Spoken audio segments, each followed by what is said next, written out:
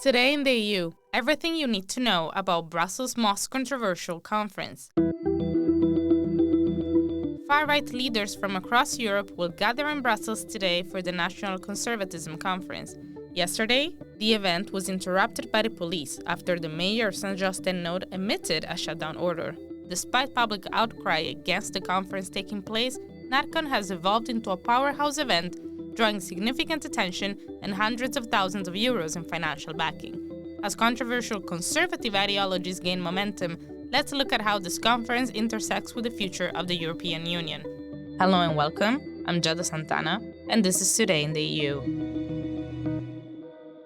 I'm here with Max Griera, politics reporter at our Euractiv Brussels bureau, who's covering the event. So what is Natcon about? Well, Natcon is about bringing all these Eurosceptic, right-wing conservative, far-right leaders together to basically discuss this frontal attack in a way that is led by Hungarian Prime Minister Viktor Orban against Brussels, and defending to bring Europe back to this nation-state idea instead of the EU. The police are being encouraged to come in and shut down this conference.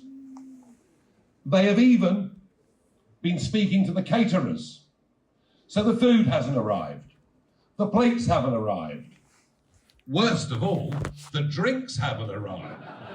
Max, the conference got interrupted as Nigel Farage began his keynote speech. You were there yesterday reporting. What happened?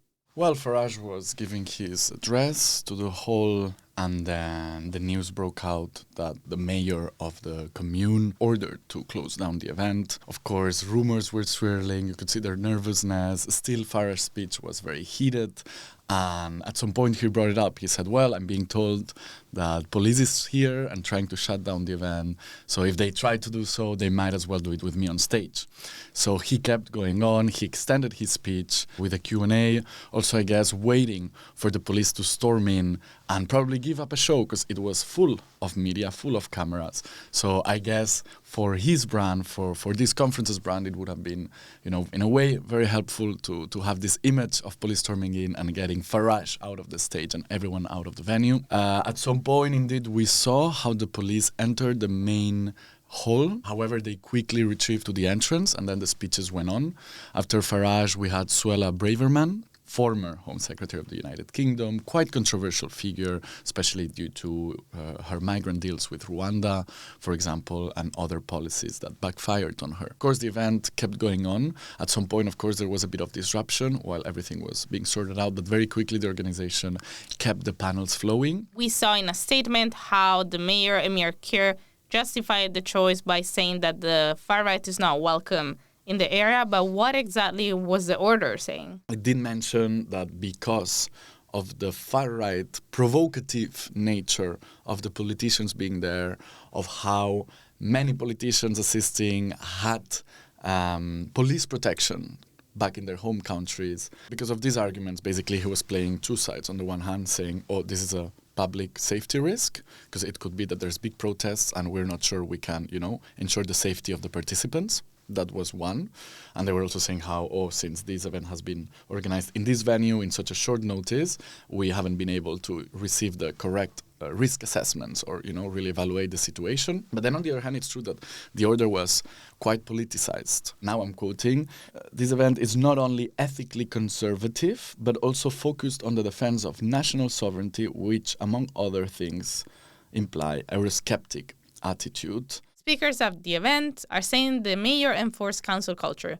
How have the political leaders present at the conference weaponized the police shutdown? Indeed, I think these events gave, as I was saying, all these parties more ammunition. Not only this conference has gotten a lot of media coverage that it wouldn't have otherwise, it would have been more subtle, but also at the same time now you have international outcry. What has been the reaction worldwide? The British government has already issued a statement condemning shutting down the event where Farage was talking. Because, of course, the event was full of British politicians, conservatives, Tories, and also Republicans from the US. So at some point, a Republican politician said how the senator from the US had also condemned this shutting down and how he would seek further action from the Senate or other representatives from the US. So let's see how things develop. What is the context around Natcon? What is even more important, rather than just this Natcon, is to see that there's several of these events happening in the time span of 2 weeks. So we start with this Natcon, but then we're going to have the CPAC in Hungary happening in a week. The CPAC is this conservative political action conference that usually happens in the US, but there's also an European branch. It brings conservatives together, Republican Party officials, Trump, conservative leaders from around the world. Javier Milei went in the American one, for example. And in the European one, in this case, we will also have far-right leaders like Geert Wilders in the Netherlands. We will have the leader of Vox in Spain, Santiago Abascal. We will, of course, have Prime Minister Viktor Orban as one of the speakers and many attendees from the US. And then at the same time, lastly, after the CPAC, we will also have this conference called Make Europe Great Again in Bucharest, organized by the far-right party in Romania, AUR. So basically, all these conferences, in a way, are showing how this political part of Europe's hemicycle is getting ready ahead of your elections. We're going to see a lot of criticism to what they call, wokeism. We'll see a lot of criticism to what they call, this left-wing liberal Brussels that is hoarding competencies, according to them. That would be something to keep in mind ahead of the elections. Orban, he held in February his annual speech, and basically it was dominated by criticizing Brussels. And now I quote, he was saying, "Brussels has abandoned the people of Europe. Never before has the distance between Brussels politics and the interests and will of ordinary Europeans been this large. This is why change is needed in Brussels. But this change will not happen by itself. And attention, it must be forced into existence," Orban said. So I feel like his words set a bit this hostile landscape in which this conference is starting. We're going to see panels in which they talk about how this concept of an ever closer union should be opposed. We're seeing panels on how this nation state, this sovereignist idea of Europe should be kept. Speaking about the politicians that will be attending, we have a wide array of political leaders. We have noble women, church leaders, politicians. Who are the keynote speakers? You mentioned a few, but what are the others? Well, I've specially looked into, of course, political leaders. For example, very important, the former Polish Prime Minister Mateusz Morawiecki, representing his party Law and Justice piece that was pretty controversial and, friends with Orban in this quest against Brussels.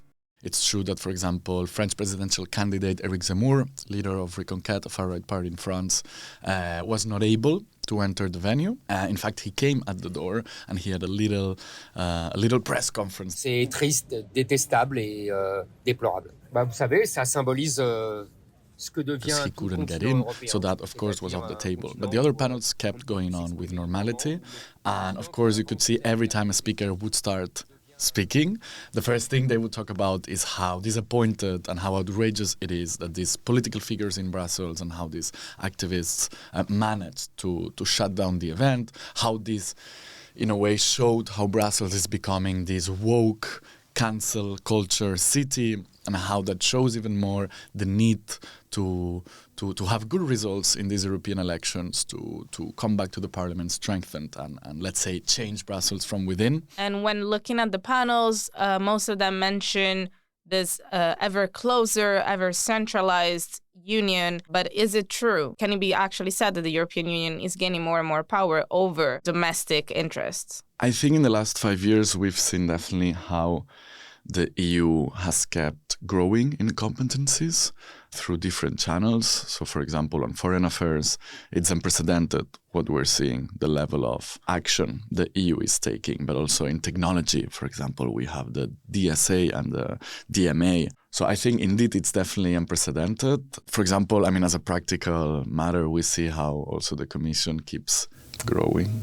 Of course, in legal terms, the competencies don't expand because the treaties have not been reformed. So the exclusive and shared competencies stay the same. However, the EU has mechanisms to be able to gain more power in certain policy areas. Once again, Natcon is really about the philosophy behind different conservative parties. There's barely any mention of policy or of practical political action. So why is this conference important? It's basically a talk shop for all these far-right or skeptic conservative leaders. But I think, as I was saying at the very beginning, it's important, first of all, because they all come together. And they plot in a way, what's their vision for Europe. Second, personally, as a politics journalist following the EU elections, not only Natcon, but as I was saying, these 3 events, and probably there's going to be more to come. We will also see, how these parties are getting ready for the campaign. That's it. Yesterday's developments are not the first difficulties that Natcon has faced. The conference has been refused from 3 different venues before as well. Can you walk us through what happened? Of course, there's some parts of, Brussels, Belgian society that are not happy with this conference, gathering all these far-right or skeptic politicians. So indeed, it has encountered some trouble. The first venue cancelled, resigned the contract after pressures from this network of activists and politicians, also political pressure. After this, they had to scramble, rush into finding a new place to host the event. They finally found the Sofitel in Place Jourdan. It's interesting because this hotel hosts many prime ministers and ministers when they come to meet in the EU Council, or in this case, in the European Council starting today. So apparently some of these leaders, some of these prime ministers complained that this event would take place in the same hotel where they were staying. At the same time, then the hotel realized of the scale of the event. Around 600 people are expected to attend. And Sofitel, it's big, but maybe not that big. So indeed, in the end, Sofitel decided to, resign the contract again. This was the official version. However, also there's the mayor of Brussels from the Socialist Party claiming that he also participated in it, that he also exerted certain pressure. Many guests are expected for today, but there's a missing name that got people talking, Giorgia Meloni, who used to be a regular at Natcon. What's the reason behind her no-show? My theory is that simply she's not as aligned with this type of political leaders anymore. And we see that because Meloni and her party Fratelli d'Italia are trying to portray this more moderate, constructive force in the European Parliament. We saw within ECR how some more now considered moderate delegations voted in favor of the Migration Pact, for example, together with EPP, Liberals and the Socialists, meaning that even though they didn't like the agreement, of course, they played ball and decided to support it, to be constructive in a way. I think Meloni not attending shows how there's deep disagreements within ECR. That's something we need to keep an eye on. Because as I was saying, there's new delegations coming in, like Reconquête from Eric Zemmour, that are very far right. There's Fidesz, Orban's party, saying they want to join. There's already some more, extreme parties within ECR, like Law and Justice, or Vox from Spain. So this is creating a gap between ECR delegations that is widening as we speak, pretty much. So we have more moderate delegations like the Czechs, and maybe, now even Meloni's Fratelli d'Italia, and then we have a more far-right spectrum, including Vox, PiS, and Reconquête, and potentially Fidesz. So let's see how this plays out. There could be a split. We cannot discard anything, but let's see. Thank you, Max. I'm Giada Santana, and this was Euractiv Today in the EU podcast. Visit Euractiv to stay on top of the latest news, sign up for our podcast newsletter, and if you haven't subscribed yet, you can find us on Spotify, Apple Podcasts, or wherever it is that you get your podcasts. Leave us a star review on Spotify, Apple Podcasts, or your favorite streaming platform. It will really help us spread the word about our work.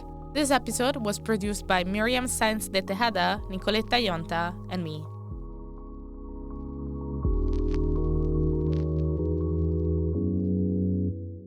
As part of our commitment to accuracy, inclusion, and transparency, Euractiv is part of the Trust Project.